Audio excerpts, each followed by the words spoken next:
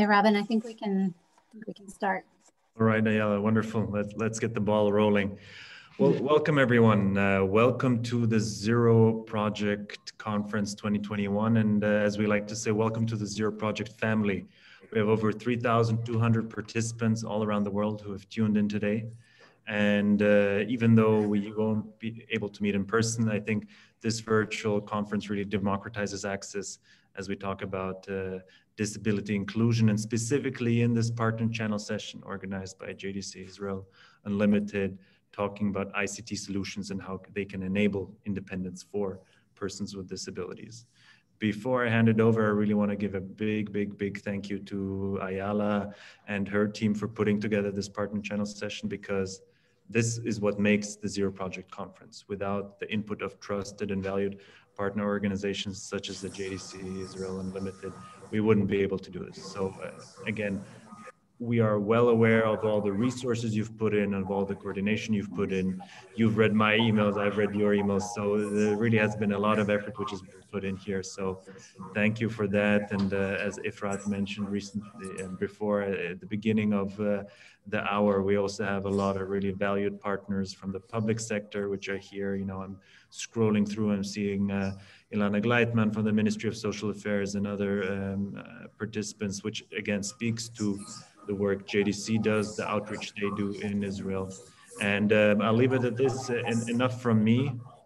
Ayala, the stage is yours. Thank you again for everything. Thank you very much, Robin. Thank you all for joining us from all over the world for a session on tailoring tech for independence, the Smart Homes Initiative. So thank you for the Zero Project also for streaming the session live at the conference. And before we begin, I'd just like to do a little bit of housekeeping. For those of you interested, there's simultaneous captioning for this session.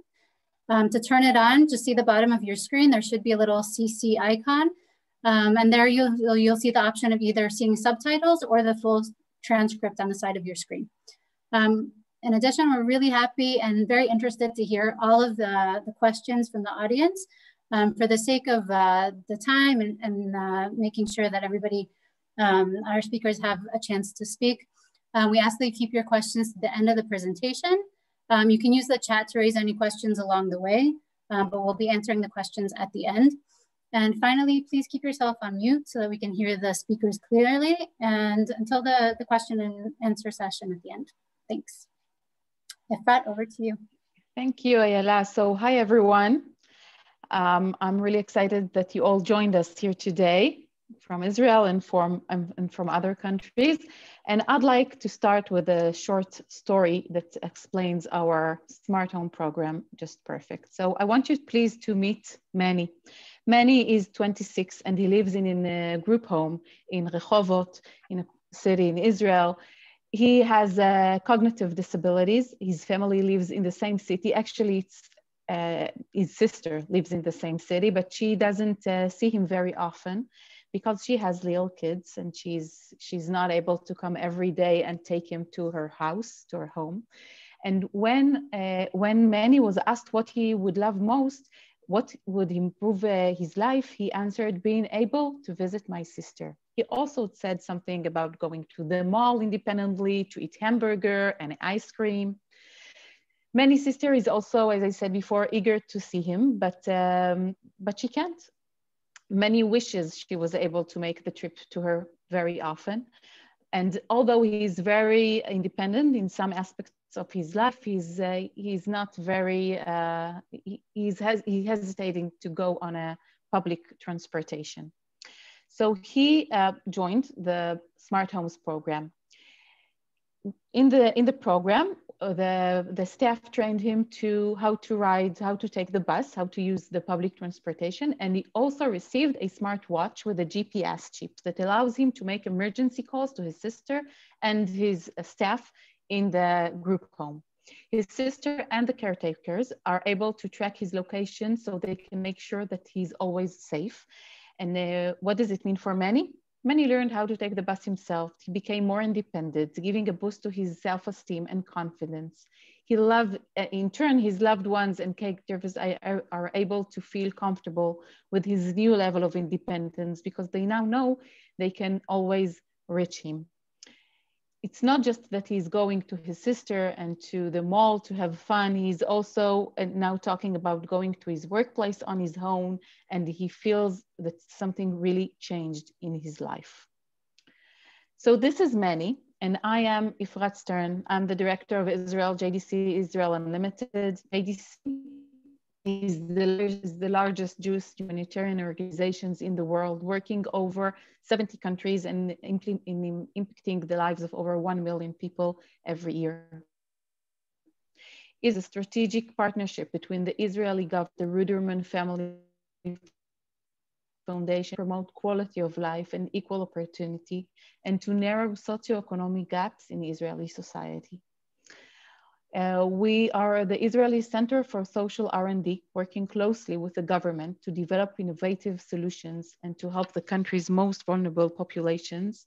And there is no population here than people with disabilities.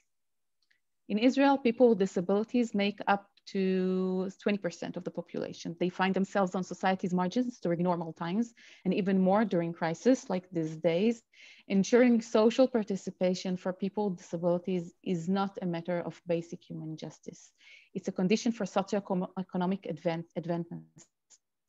It's an investment future for every single member of a society as a whole.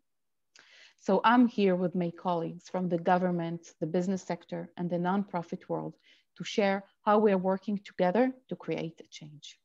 In today's world, almost a year into the corona pandemic, we can all appreciate how high-tech solutions have become an integral part of our lives, whether for work, school, community events, doctor appointments, and staying connected with our loved ones. So what does the Smart Homes initiative do? Let's dive in. For people with disabilities, high-tech can open up new worlds of possibilities, a world where they are less reliant on others, where they have more independence while ensuring their security and safety. It gives them a chance to exercise their rights and to make their own choices. It gives them opportunities to become active members of society and also give caregivers and family members greater peace of mind. But can you guess how many people with disabilities actually use tech solutions? You should see now a poll question pop up on your screen. Let's see how much we know.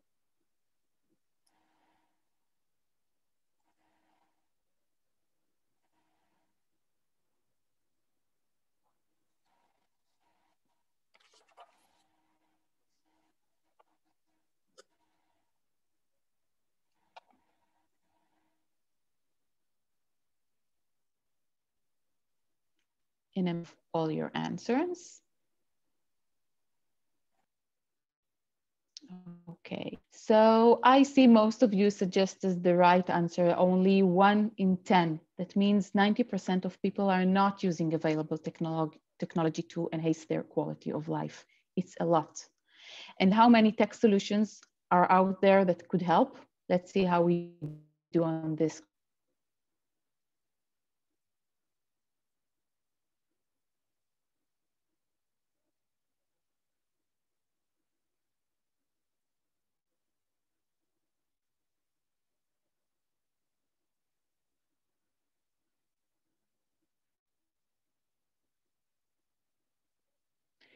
You said 10,000. So the numbers are constantly rising, but today there are over 60,000 tech solutions out there. 60,000. I'd like to emphasize the term tech solutions. The standard term often used is assistive technologies. And yeah, just assist people with disabilities. But Unlimited, we believe that breaking stigma starts with realizing that people with disabilities are just like the rest of us. And today, especially in this crazy time of Corona, reliance on technological solutions is something we'll have in common. So from now on, we'll be using the term tech solutions. Okay, so what's the holdup? Why only 10% of people with disabilities using these solutions? The answer is complex, but there are 4 main barriers. There is a serious lack of systemized information about tech solutions, leading to a lack of awareness in all parts of the system, from the person with disabilities themselves, caregivers, health services. Many people don't even think to check if there's a new tech out there to meet their needs. A Google search leads to an overwhelming number of options, but it is not clear what solution is best suited for a person's needs. Who could be consulted to learn more? Service providers often sell people solutions they don't need, and therefore a third unbased party is essential. But who? Procurement. A person with disabilities might decide that this is what they need, but what now? Who can help them buy the technology? Will the government help cover the costs? Who can help them personalize it and to fit their needs? And finally, let's say the person bought or received the technology. Who helps the person with disabilities integrate it to their lives? What about maintenance, unkeep? What if there are glitches? What if their needs change and the tech needs to be adjusted? Who they turn to? So we have problems. What are the solutions? To find out, JDC Israel Unlimited underwent an intense study process to learn what needs exist, and how we can find ways to overcome all barriers I just mentioned. We spoke with people with disabilities. We spoke to caregivers, families, professionals, and collaborated regarding best solutions. We studied models around the world and the different roles governments have been playing. It was interesting to find out how varied it was. Some provided solution based on disability, some by functionality. Some provided full funding, some no funding at all. We came out from the study knowing that we wanted to work closely with the government to make sure that the program would reach national scale and impact on all Israelis with disabilities. As for the program itself, what did we learn from our study? We learned that there needs to be one process led by a professional that helps the person with disabilities from the beginning of the process through the end. The process needs to be flexible. It needs to address the needs of the individual, also as they change. And finally, the caregivers are part of the picture. And the process needs to support the caregivers as well, as they play a major role in adaptation, integration, and constant use of the solution in the day-to-day. Now came the real work. How do we pull all this together? So our team came up with 4 goals. Increase the independence and quality of life of people with disabilities through tech solutions. Create a model that ensures full adoption and use of the technology by combining digital platforms and person-centered services. Test the economic efficacy of tech solutions. For example, if they can replace caregivers' hours or allow more people with disabilities to enter the workforce. And changing policies and developing new procurement models to create nationwide change. These insights and goals are very important, but there's no better way to understand the impact and even innovation of this model than to see it in action. We were eager to bring a participant to speak with you, but they were hesitant to present at the international conference. So I'd like to share a short video to give you a better sense of what these programs look like in a real life. קם בבוקר, לא יודע איזה יום, לא יודע איזה תאריך, לא יודע מה אני עושה היום. לא לזכור דברים, לא לזכור פרטים, לא לזכור אנשים, לא לזכור שמות. עזוב את הסביבה, לא מכיר את עצמי, לא יודע מי אני, מה אני. וזה כל בוקר ככה חוזר על עצמו.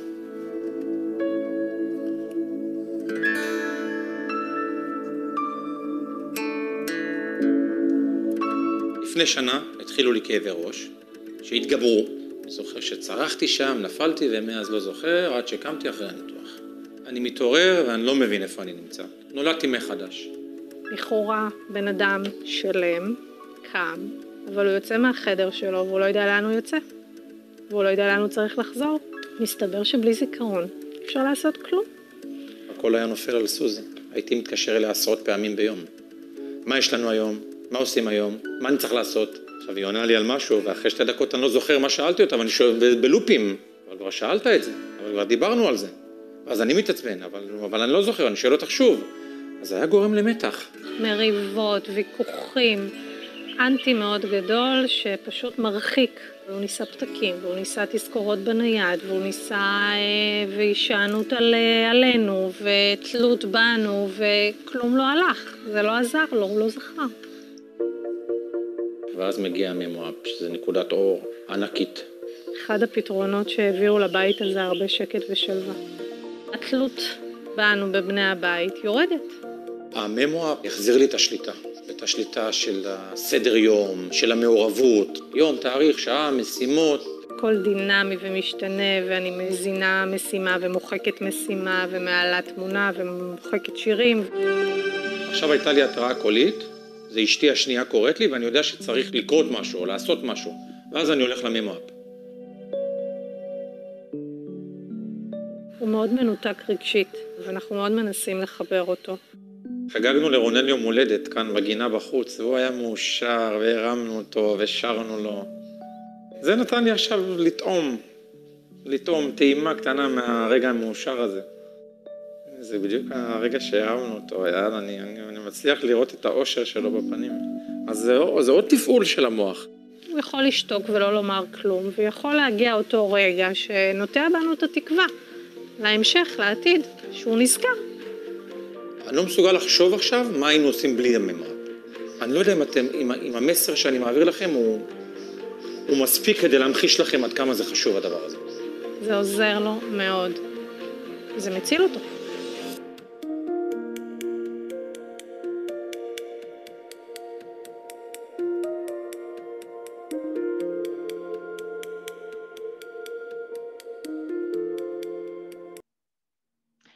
Wow, this is a great example of how individuals' life can change with one new piece of technology.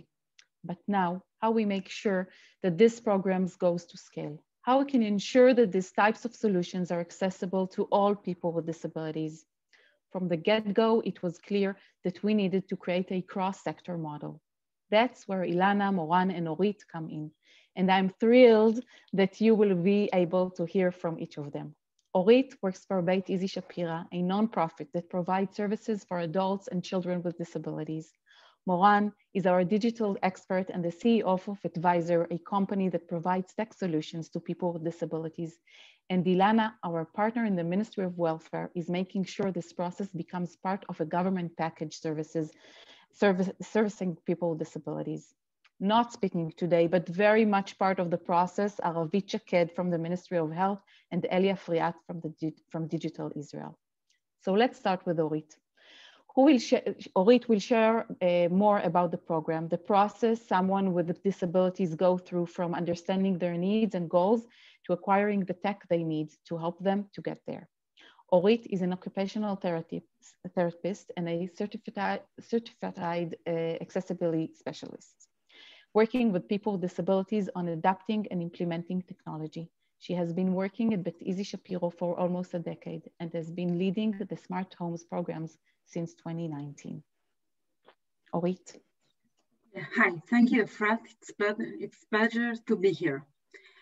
I would like to start by saying that each person with disability has unique needs, but most programs and organizations look at people through the lens of the diagnosis and don't understand that two people with the same disability may have different needs depending on what they achieve and how they perceiving being independent. To accommodate the changing need between people, we built a process that provides us with a general structure. The process included 3 steps: referral from social media or government services. Step 2 includes evaluation of the person's disability and specific needs, following with identification process for potential technological solutions, using advisor technology and professional managing the case. The final matching occurs and the person decide which technology is the best for them. Step 3, purchasing and learning how to use the chosen products. To show you how it's looked from the personal perspective, let's see the process we did with Daniel. Daniel is 55 years old, married with 2 girls, a social worker. He has vision deficits. Daniel almost can't see. We met with him and the main needs that Daniel raised were related to the door. He told us that it takes him a few minutes to find the keyhole and open the door. and during the process, the light in the stairwell turns off a few times. Following the intake, we decided to focus on the following challenges. Daniel wanted to get into the house faster, and in case someone knocks on the door, to know who it is. The solutions we identified for Daniel included a digital biometric lock that opens based on the family member's fingerprints. The lock also includes blue light that allows Daniel to see where he needs to put his finger, even when the stairwell light is off, and open the door. To know who is at the door, we purchased an Amazon Ring, a doorbell that includes a camera. We connected the doorbell through Wi-Fi to Daniel's tablet, so Daniel can see who is at the door in a good resolution, large screen, instead of asking other people to see who is there. We learned that for new tech solutions to be successful, they need to be used regularly. If the person does not use the technology solution frequently and as planned, the behavior will not change, and the person will not actually benefit from the tech. Going back to our example, Daniel's adoption of the technology was quick and simple. We saw a positive change, but it only lasted for a short time because we realized that the family did not remember to charge the batteries of the camera. We decided the best solution would be to connect the camera directly to the electricity. As we installed more and more tech solutions for people throughout Israel, there were several conclusions that came up over and over again, which led us to some important insights. There are a wide variety of technological solutions out there. The search for these solutions included looking into many different fields, including aging and sports, and being creative about how to use them. There are many products already out the tech market, that have a universal design approach, which can be accessed as easily as changing the settings in your phone. This means solutions are also available at lower cost. Through Smart Home Initiative, we created a new role, the Technology Coordinator. Right now, the role is played by an occupational therapist that supports the person with disabilities through the process of adopting new tech into their daily lives. The tech coordinator does the initial intake, maps the person needs, and the tech solution that may help them overcome their challenges. This role is really important. All of us have at least one electric product we bought once upon a time that it's kept in the drawer because it's uncomfortable for use, too small, too big, or it actually does things we don't really need. It's the same here. The tech coordinator's job is to find the best match between the person and the tech, to make sure it's actually improve their lives and make the lasting impact. Caregivers are vital. A person support team, whether family, friends, or professional experts, are critical to the success of the process. Their engagement and support play a major role in turning tech solutions short-term success into long-term habit. Out-of-the-box thinking can be the difference between failure to success. For example, we have a client with a mental disability. He has a hard time waiting at crosswalks, elevators. He reports that he has daily episodes in which he hits himself and has even been warned by the police about his behavior. We're checking whether his episodes are preceded by rise in his pulse by providing him with a smartwatch. If this is indeed the case, The watch could vibrate and warn him that an episode is coming, and could remind him that he needs to calm down and breathe and control his breathing. This small change can make a significant impact. The follow-up process is the key. In Daniel's case, with the smart doorbell, the tech was great, but a small issue such as charging the batteries was what stood in the way of him actually using it. It was not fixed. If it was not fixed, the smart doorbell would go into disuse. Okay, thank you. Fat. Thanks so much, Orit. I'm gonna switch over to Flat because she's having some technical issues. It's amazing to have somebody so dedicated on our team, Orit. Thank you so much. And thank you for sharing more about how this program brings tech to people with disabilities and is working to create a new model of care that brings together personal support and the world of tech. That brings us to our next inspiring speaker, Moran, who will share more about the tech solutions her company has to offer.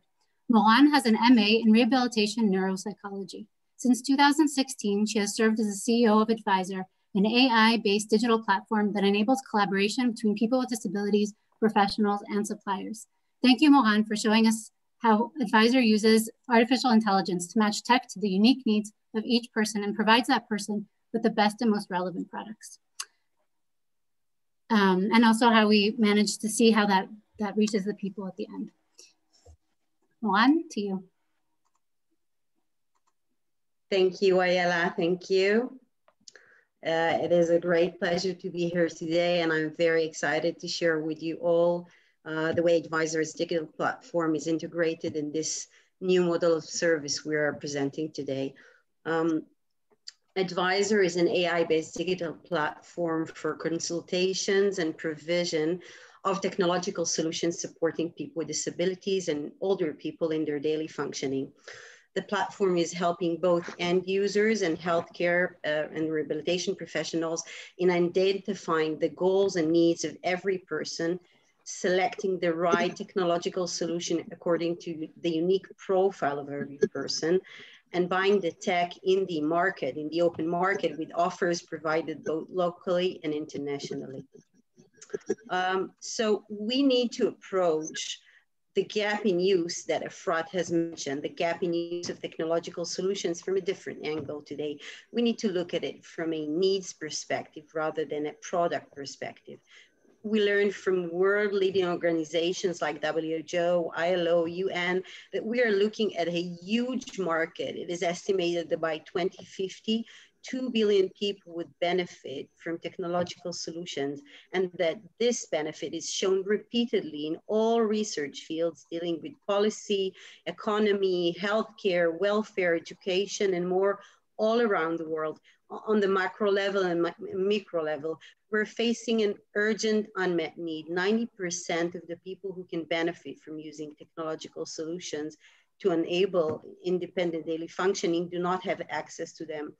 And when we're trying to identify one of the core issues for this problem, we learn that in this era, when we're flooded with information and technology advances in a way that every day we have new and exciting solutions presented to us, personalization is a key for optimal adoption of solutions.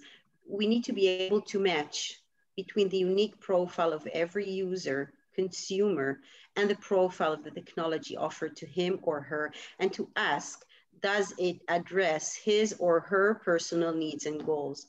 When the match is optimal, the use of the solution is successful. When there is a mismatch between the profile of the person and the attributes of the technology, we see, for example, product abandonment ranging from 30% up to 75% in the first 3 months of use and more. And of course, we see high rates of lack of use. Technology can support this match. AI can support this match. And the decision-making regarding the question, what the right solution for me is. We have spent 3.5 years of research and development in creating a system that automatically analyzes products regarding their contribution to all relevant difficulties and needs. Just imagine that every technological solution has its own clinical identity card. So when a person is entering the platform, either by self-assessment process or by a process facilitated or supported by a professional, and creates his own profile of capabilities, needs, and goals, the platform makes the match and within seconds offers the user a marketplace of relevant solutions to choose from. This recommendation process is, of course, enhanced and optimized using crowdsourcing. That way, every feedback that a user gives regarding a specific solution is integrated in the algorithm that learns continuously. As mentioned before, the platform is facilitating a multi-stakeholder process based on collaborative intelligence involving end users, firstly, and family members, healthcare professionals, experts in technology, manufacturers and suppliers, and policymakers and governmental ministries, all joining forces and knowledge to shape a new model of service. In that spirit, let me introduce you to Moshe. He's one of Smart Home's newest clients. After the intake process with Orit, advisor was used to match him with the best tech solutions to match his goals and needs. So let's take a look.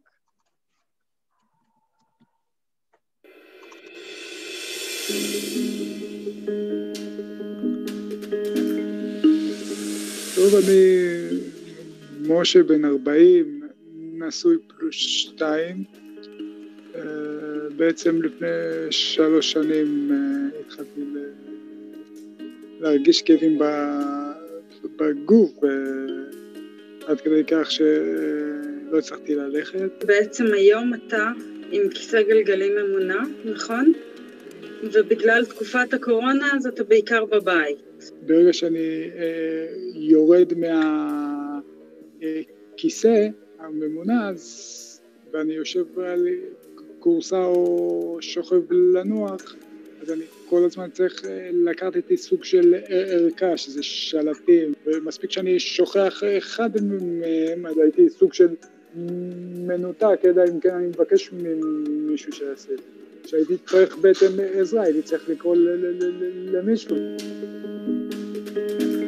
אז איך הלך הבוקר עם התקנה? בסדר גמור, בחור נפלא. בתוך האפליקציה יש לנו פה את 3 העמודים הראשיים, תכף אני אסביר לך מה כל אחד עושה. המפגש הראשון שלי עם המערכת החכמה, זה כבר מראה לי שזה כבר עוזר. הנה המזגן סלון שלנו, נכון? כן. עושה תרגול. Hey Google, please turn off the AC. Okay, turning AC off. עם הפתרונות ששמנו, אז דרך הטלפון או בפקודה קולית, אתה יכול להפעיל את התאורה, נכון? בסלון ובמטבח, וטלוויזיה ומזגן בסלון, גם בחדר שינה.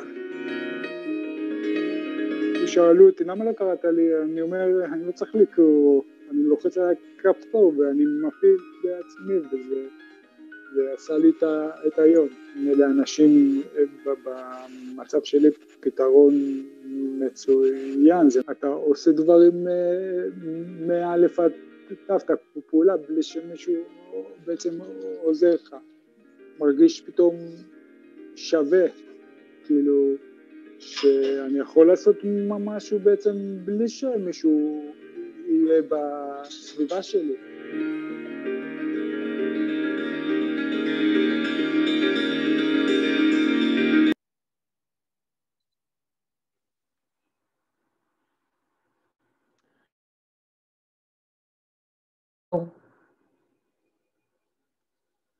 Seeing this video, can you hear me? Yes, we can, Efrat. We can hear you loud and clear. Thank you. I had here problem with electricity. So seeing these videos and hearing the personal stories, that's what this program is all about. It's about improving quality of life for Israeli citizens, one person at a time. But in order to really create change, we need the government to help make sure that every person with disabilities is able to access these tech solutions. And that leads me to our last Ministry of Welfare. She holds a PhD from the Tel Aviv University School of Social Work and has been working for the last 15 years in bringing services and tech solutions to people with disabilities. Ilana has extensive experience in developing, piloting, and managing programs for the visually impaired and hard of hearing. As I mentioned in our mapping before, piloting the Smart Home program, we looked at service models around the world. We found that many countries proudly share lists of the tech solutions they offer to citizens through their health and social services system. But here in Israel, our approach is quite different. Ilana, together with our partners in the Ministry of Health, is changing the way the government looks at providing services for people with this.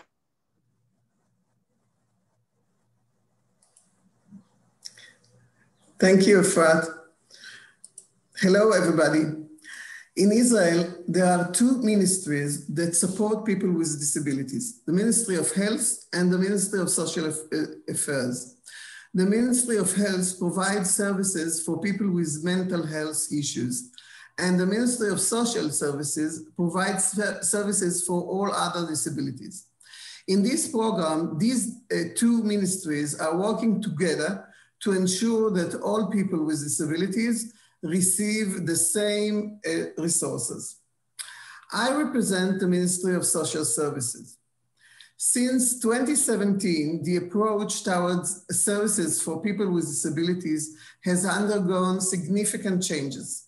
It included both a new approach based on the WHO's international classification regarding functionality, disability, and health, the ICF model, that broke down services not just by diagnosis, but also by personal needs and goals. The ministry also declared that it would taking steps to provide innovative and up-to-date services and acknowledged tech solutions as a basic necessity. These insights are based on a customer journey, research, our experience and knowledge. I would like to show you those insights. Up until recently, we published a list of subsidized aids. There are more than 40 different kinds of devices on this list. Even though this is nice, it prevents custom tailoring, personalization. While new products come out all the time, the system is unable to upgrade at the same speed, preventing the entry of new devices into the market. Another point is that until now, maximum assistance levels that the government was willing to subsidize were published, but this disrupted the free market. That's a big problem.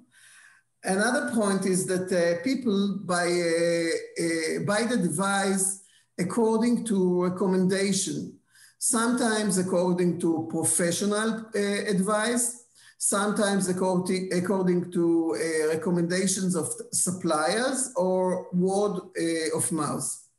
That prevents custom tailoring for people with multiple disabilities. And also this means that people with disabilities sometimes buy devices or products that are not best suited to their needs, leading to wasted funds both for the person and the government. And the last point is that the government's model is bureaucratic. Bureaucratic processes slow down the ability to update products and subsidy levels. So what's our new model?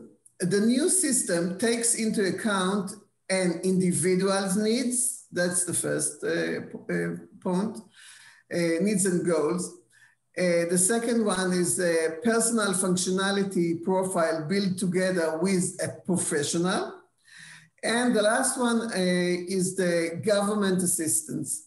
With these three building blocks, the individual is able to go to a one-stop shop made up of a digital platform, in our case, advisor, and professionalized services which you heard about from Orit. What is the government assistance comprised of? Government assistance packages are based on each individual's functionality. That means that one person may be eligible for numerous packages. For example, based on mobility, communication, home appliance, etc. For each package, there is a fixed assistance amount for a fixed period. For example, as you can see here, a person with a visual impairment will receive, let's say, $150 for mobility. With that, he can decide to buy a blind cane. That sum is available to him every year with the understanding that canes are prone to broken, getting lost, etc. For someone who was unable to walk, the mobility stipend might be much higher to accommodate the cost of a wheelchair or other mobility solutions. The same idea goes for reading and writing aids. The same person will receive, for example, $3,000 every 7 years. This is enough to purchase a braille printer, let's say, or screen readers for their computer. So to sum up, with this model, we are bringing together the Ministry of Social Affairs and the Ministry of Health, the nonprofit world, JDC, and the business sector advisor. That's a win-win situation. It's better for the individual, it's better for the system, and it's a successful business model. While this is still in early stages, once the program is fully adopted by the government, we will be able to reach national scale and help all Israelis with disabilities. Thank you. Efrat, back to you. Thank you so much, Ilana, for working with us to ensure that people with disabilities are able to access the tech tools they need to become more independent and improve their quality of life. Government support and backing is what will help this program to a national scale. And thank you to Orit and Moran for sharing the inspiring work you both do every day. I'd like now to open the floor to any questions. Let's see in the chat. Okay, there's one question. Can you give some more examples of interesting tech that you guys have used in the program? Orit, maybe you can answer that. Okay. Yes, there are a few, but I will give one for now. Can talk about it for hours. We have in the program participate with autism. He feels that he needs to take a shower every time he coming back from work, or every time he gets into his house. Usually he turn on to boil the water, going out for, I don't know, something like an hour and coming back. We bought through the pilot a smart switch for the boiler that he can operate it from his cell phone. And now when he's on his way back home, he can turn it on and straight going to the shower when he comes home. This is one of the examples. Yes, thank you. And I know that there was a lot of other examples that really gave people the feeling for more independence, their ability to do things that they didn't do before. And as I said before, we really want to learn how tech solutions can be economically, how do they have economic efficacy? So a lot of people, so we can give even more solutions to people with disabilities. Another question here is, do you try to impact the business sector to develop tech solutions for people with disabilities? So maybe I'll try to answer this question, and I'll say that today in the program, we're using technological solutions that they're already here, not only for people with disabilities, of course, but a lot of tech solutions for all the populations. In JDC, we don't think that we think that our role is to enable tech solutions or people that want to develop tech solutions. We have to enable them their knowledge on what are the needs of people with disabilities, what is the way that they can that they should to in order to develop technologies.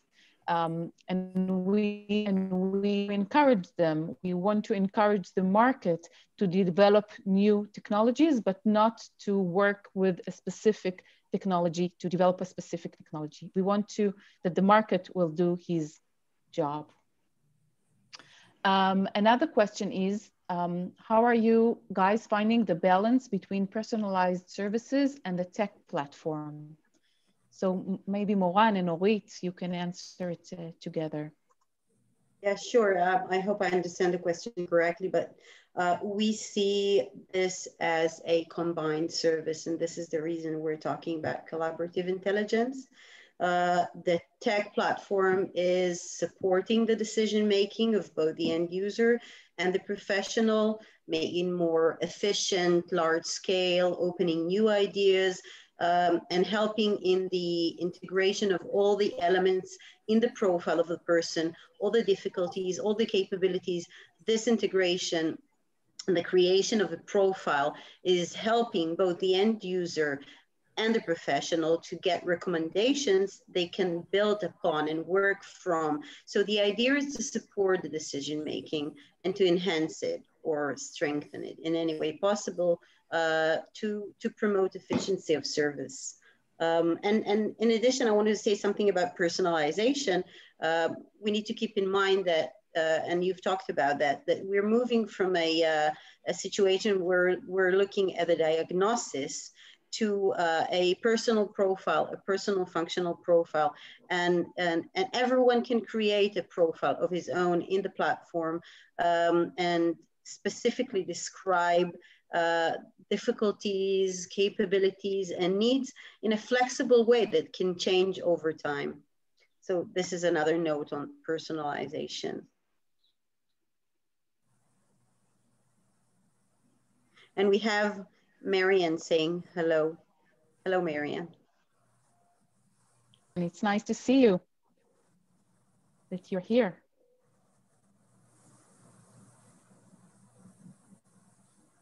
May I ask a question? Okay. Yes, of course. Yes, just a bit difficult for me to write. Do you have a forum of users, potential users, or actual users of these techs? I'm talking about people with disabilities that can join knowledge about their needs and about their success or failures in using this technology in order to have common mutual knowledge and able to use this tech more precisely and accurately in the next generation of users? Well, it's a very, very important question. I'll say something, and then I think Moran, you can add to my thing.